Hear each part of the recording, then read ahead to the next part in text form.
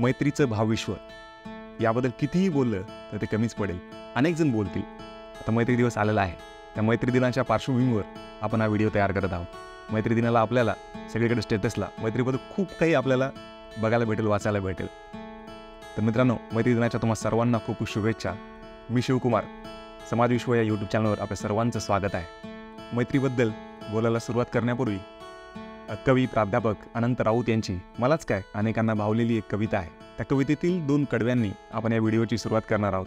तर ती कडवं म्हणजे, मित्र वनव्यामध्ये गारव्यासारखा, दुःख अडवायला उंबऱ्यासारखा. मित्र वनव्यामध्ये गारव्यासारखा, मित्र वनव्यामध्ये गारव्यासारखा. मैत्री, या मैत्रीची खरं तर व्याख्या करणं अवघड आहे. या मैत्रीबद्दल किती बोलावं तर ते बोलतच राहील, असंच एक हे नातं आहे. मैत्रीचं नातं म्हणजे नाही काय, नितळ, निखळ, निस्वार्थ आणि सुंदर असं नातं. प्रत्येकाला आपल्या आयुष्यामध्ये मित्र असतात आणि मित्रच हे आपलं आयुष्य समृद्ध करतात. खरं तर या मित्रांच्या सोबतीनं हा जो जीवन प्रवास आहे तर तो आनंददायी होतो, समृद्ध होतो. आणि अनेक वेळा आपण बघतो की मैत्रीचे चांगले उदाहरणं आहेत आणि मैत्रीमुळं म्हणजे जे एकाच्या आयुष्यामध्ये जे बदल झालेले आहेत तर ते आपल्याला आपण वेगवेगळ्या माध्यमातून आपण बघत असतो. अनेक वेळा आपले मित्र कोण आहेत यावरून आपली एक ओळख तयार होत असते. त्याच्यामुळं की जेव्हा आपण आपले मित्र तयार होतात, बरं मित्र तयार होण्याचं एक वेगळेच म्हणजे एक ते भाव असतात की जसं एखादा भेटतो आपल्याला तर त्याची आणि आपली कुठंतरी वेवलेंथ जुळते. कारण ही वेवलेंथ आपली सगळ्यांसोबत नाही जुळत, त्या काही मोजक्या लोकांसोबतच आपली वेवलेंथ जुळते आणि हे मैत्रीचं नातं मग नंतर फुलतं आणि ते बहरतं. तर ह्या मैत्रीमध्ये आपले जे मित्र आहेत तर ते मित्र आपल्या आयुष्यामध्ये अतिशय महत्त्वाची भूमिका आपल्या वठवत असतात. सगळ्या नात्यामध्ये खरंच मैत्रीच्या नात्याला एक वरचं स्थान देण्यात आलेलं आहे, कारण ते आहेच तेवढं सुंदर. त्याच्यामुळं आपले नातेवाईक असोत किंवा काय आणखी इतर कोणी असोत तर त्यापेक्षा हे नातं म्हणजे वरचं आपण ठेवतो आणि आहे पण ते. कारण हे नातं आपलं जगणं समृद्ध करतं. या नात्यामधून आपल्याला काय मिळत नसेल, आपले मित्र कोण आहेत यावरून आपली ओळख ठरत असते की आपण कोणाच्या सहवासात राहतो, आपले मित्र कोण आहेत हे अतिशय महत्त्वाचं असतं. मित्रांनो, आयुष्यात मित्र असणं किती गरजेचं असतं हे वेळोवेळी आपल्याला दिसून येतं. कारण जेव्हा कधी अडचणीत असतो आपण तर त्यावेळेस आपल्याला मित्रच आपल्या मदतीला धावून येतं. जेव्हा कधी आनंदात असतो तो आनंद साजरा करताना तो एकट्यात आनंद नाही आहे मित्रांनो. जेव्हा आपण सगळे एकत्र येतो आणि तो साजरा करतो त्यामध्ये खरा आनंद आहे. त्यावेळेस सर्वात पुढं असतात आपले मित्र.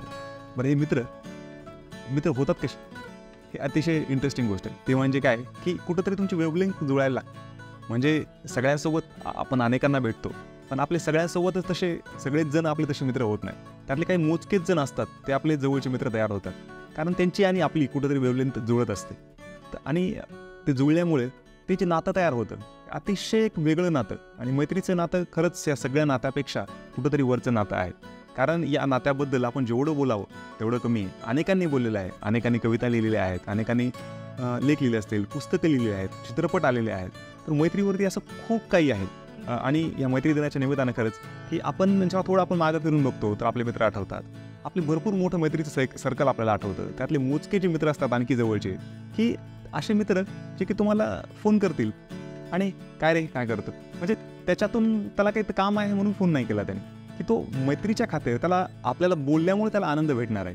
तर तो भेटल्यामुळे त्याला तो आनंद मिळतो, त्याचसोबत तुम्हालाही तसाच आनंद मिळतो.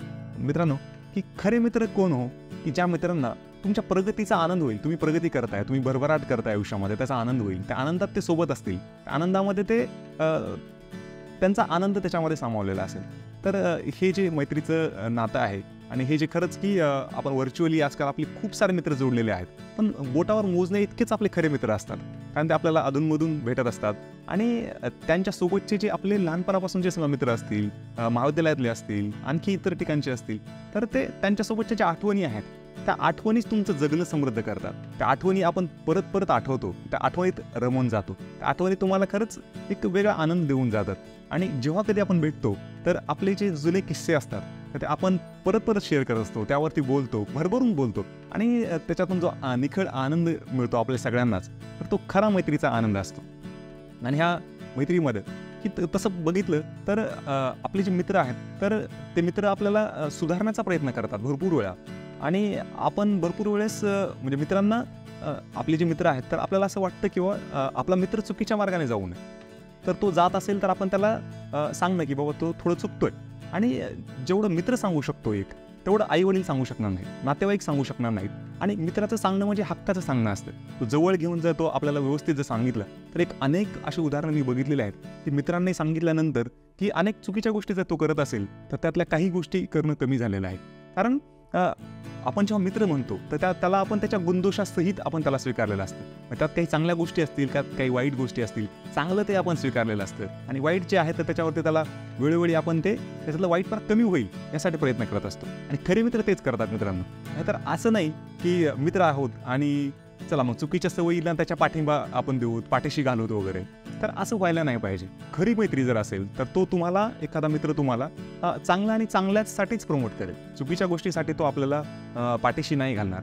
समजा आपण काही करतोय, आपण एखाद्या क्षेत्रात काम करतो, त्या क्षेत्रामध्ये सुद्धा आपण जर काही थोडं चुकीचं करत असेल, आपण जर कुठं चुकत असेल तर खरा मित्र तुम्हाला हक्काने सांगेल, अरे तू इथं चुकतोय, हां तू इथं बरोबर.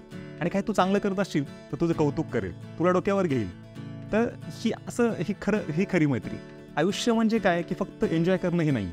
आणि मैत्रीमध्ये खरंच मैत्री तेवढी ताकद आहे त्यामध्ये की एखाद्याचं बिघडलेलं आयुष्य ते सुद्धा सुधारू शकते.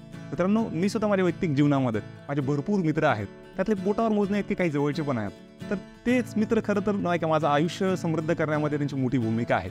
खरंच ह्या मैत्री दिनाच्या दिवशी खरं मी त्यांना जेव्हा ते म्हणजे मेमराईज करतो की आज ते काही जवळ असतील, काही लांब असतील वगैरे, किती दूर आहेत किती जवळ आहेत ह्याच्यापेक्षा ते माझ्या कायम अंतःकरणाच्या जवळ आहेत. आणि खरंच म्हणजे नाव घेता येणार नाही असे भरपूर जण आहेत, पण तर त्यांच्या ज्या आठवणी आहेत ना खरंच आनंद देऊन जातात. आणि ते आहेत म्हणून मी आहे, किंवा आपण आपल्या सगळ्यांचं अनेकांचं तसं असेल किंवा हे माझे मित्र आहेत आणि खरंच त्यांच्यामुळे माझं आयुष्य आज समृद्ध आहे. तर ह्या गोष्टीचं एक तळमळ असते किंवा आपल्या मित्राला काही नाही झालं पाहिजे. बघा, एखाद्या मित्राला काही झालं समजलं तर तुम्ही किती अस्वस्थ होता. मीही होतो, कारण त्याला काही झालेलं म्हणजे नाही की तुम्हाला झालं, तर त्याच्यामुळं त्याला काही नाही व्हायला पाहिजे. त्याचं आयुष्य चांगलं, समृद्ध, निरोगी आणि चांगलं राहिलं पाहिजे. तर एवढंच खरंच प्रामाणिकपणे वाटतं.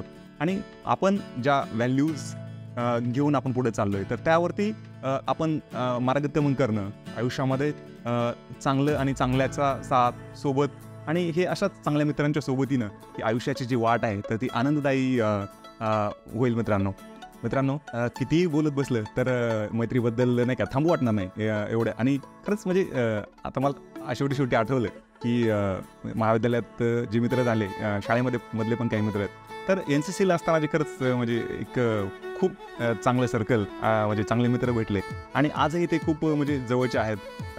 त्यांच्यामुळे खरंच आयुष्य की म्हणजे चांगलं आयुष्य काय असतं तरी मला कळालं.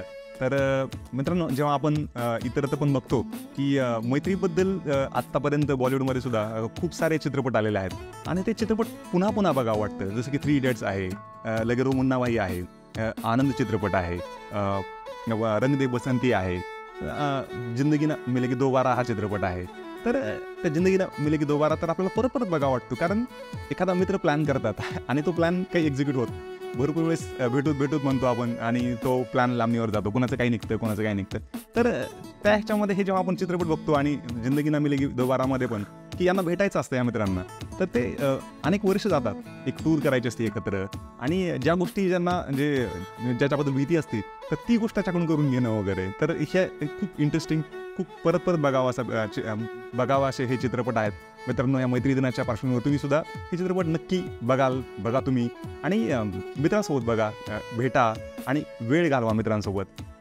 शेवटी म्हणजे सुरुवातीला ज्या कवितेच्या कडव्यांनी आपण ह्या व्हिडिओची सुरुवात केली तर त्याच कवितेतले 2 कडव्यांनी आपण ह्या व्हिडिओचा शेवट करणार आहोत. आणि आणखी एक आहे की शोलेमध्ये एक गाणं आहे, तर त्या गाण्यामध्ये पण एक लाईन आहे, ती म्हणजे ये दोस्ती हम नहीं तोडेंगे दम मगर त्याला साथ ना छोडेंगे. तर मैत्रीचं हे नातं असंच राहिलं पाहिजे.